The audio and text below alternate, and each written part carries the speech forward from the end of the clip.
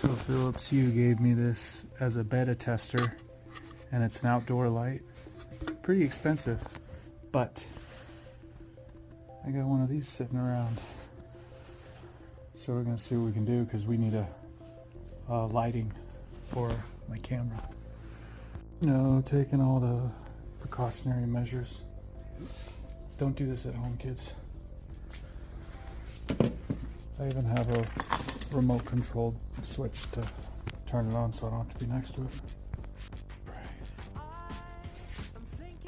Yay! I definitely flinched, sorry.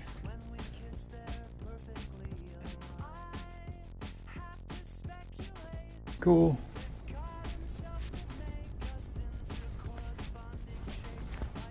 Thanks for watching. Make sure to like and subscribe for more content. Bye-bye.